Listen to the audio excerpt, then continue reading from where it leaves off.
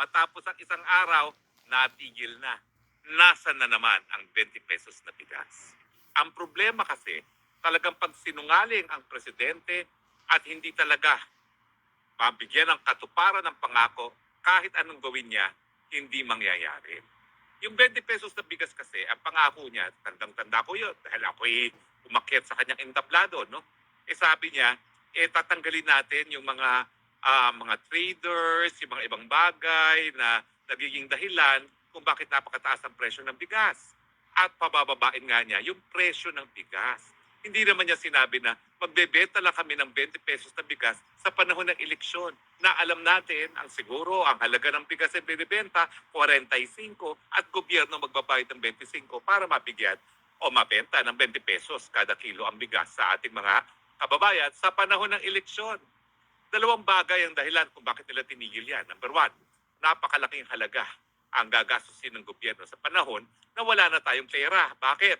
Kinurakot na nila sa mga ayuda, sa mga flood control projects na wala namang silbi, sa mga infrastruktura, sa tungpat, sa kali at mga tulay na gumuguho.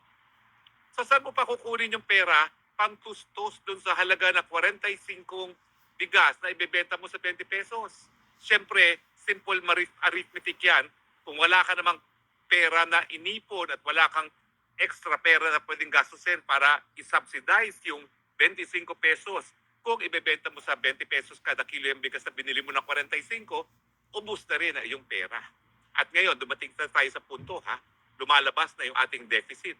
Yung halaga ng binibili natin sa labas, napaka-laki kung ikukumpira mo doon sa mga naibebenta natin sa labas.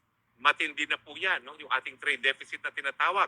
At siguro sa susunod na Spokes Hour, pag-usapan natin kung anong ibig sabihin yan, na mas malaki yung linalabas nating halaga kaysa doon sa kinikita nating halaga.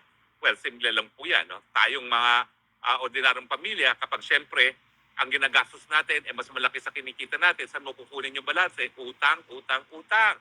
At kapag kayo umutang na umutang, ay naku, dating ng punto, unang-una, baka wala na magpautang sa'yo dahil hindi mo na mabayaran. Pangalawa, syempre, kakagat ka sa mas mataas na mga interest rates. Pero ang punto po, palpak na naman ng Marcos Jr.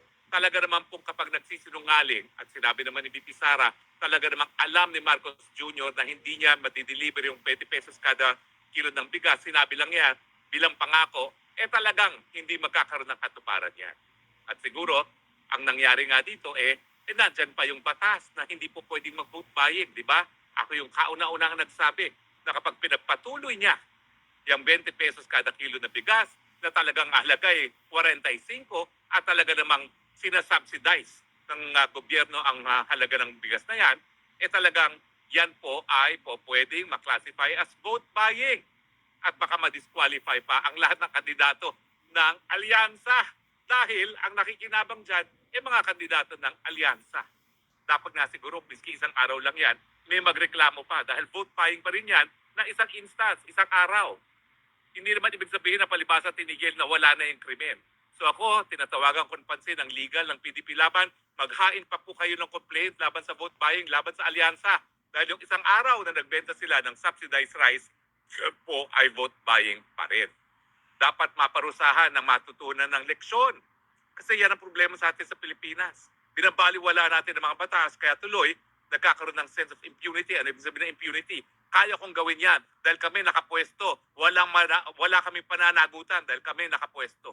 Yung mga kalaban namin, gaya ni Duterte, ni Harry Roque, silang titirisin namin dahil kami nakapwesto. Ay hindi po. Ang batas po ay dapat ipatupad sa lahat ng lumalabag. Hindi lang sa mga kalaban ng gobyerno. Lalong-lalo na kung tanim kaso naman yan.